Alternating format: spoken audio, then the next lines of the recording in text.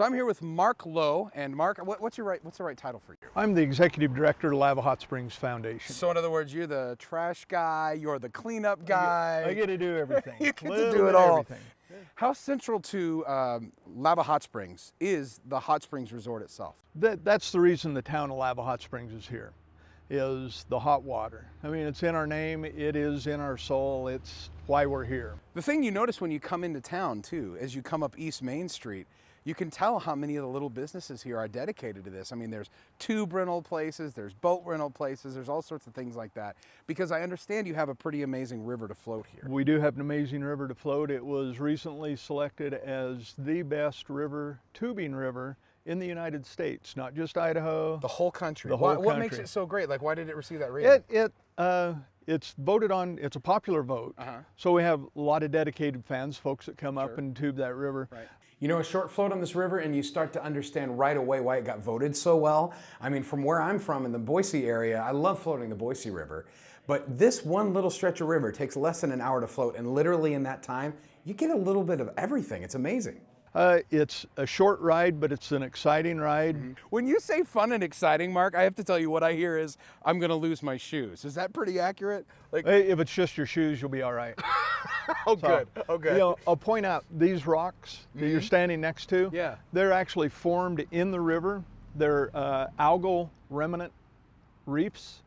This is what the river bottom looks like. It's not nice, smooth, rolled river rock. No. It's this. When you fall off your tube, you get what we affectionately call river rash. Let me just tell you, river rash is an understatement. Now, fortunately for Michael, my producer, and I, we did not fall off. But you see this all throughout the river. And I'm telling you, leaving your shoes behind, the least of your worries. Leaving half your skin behind, that's what you should be worried about. So if you float this river, it's amazing, but don't fall out.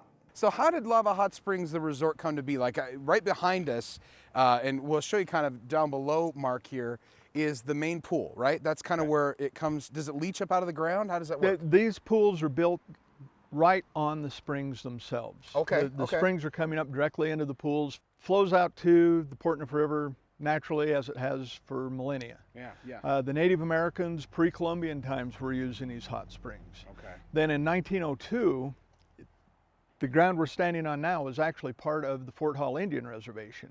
Okay.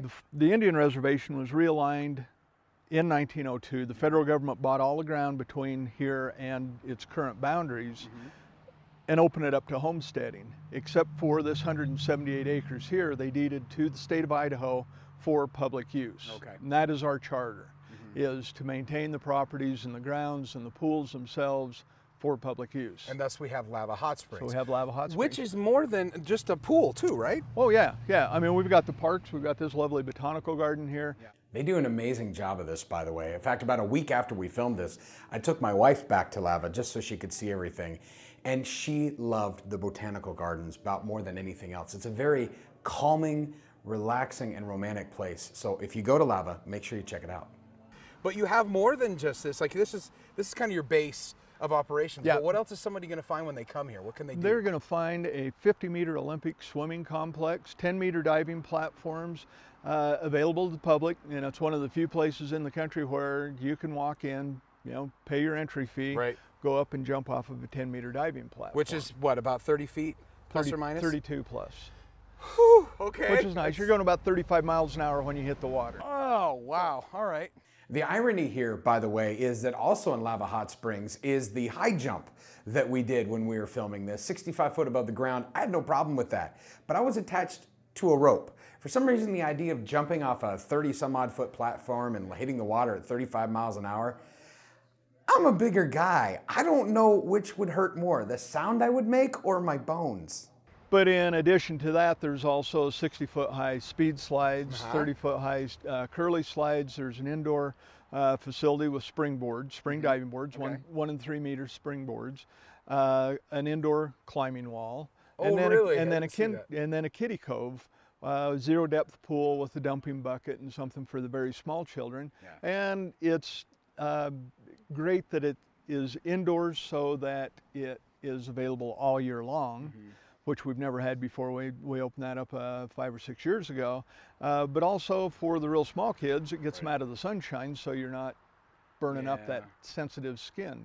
I gotta tell you, when you come here, you cannot miss the fact that you have slides.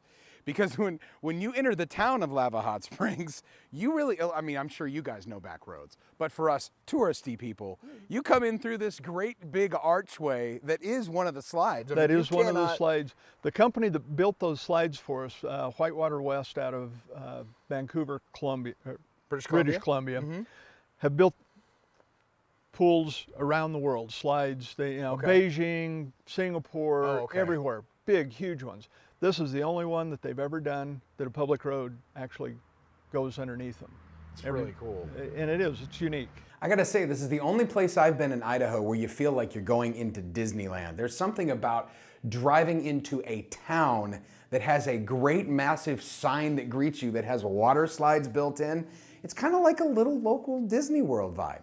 I always maintain if you come to Lava and leave here not waterlogged, it's not our fault. You haven't done You your didn't, job. you didn't try. You're doing it wrong. Yep, exactly. Well, thank you so much for having us, Mark. Thank you for telling us a little bit more about Lava Hot Glad Springs. you guys could make it out. We can't This is wait great. to adventure here a little bit. It's going to be a lot of fun.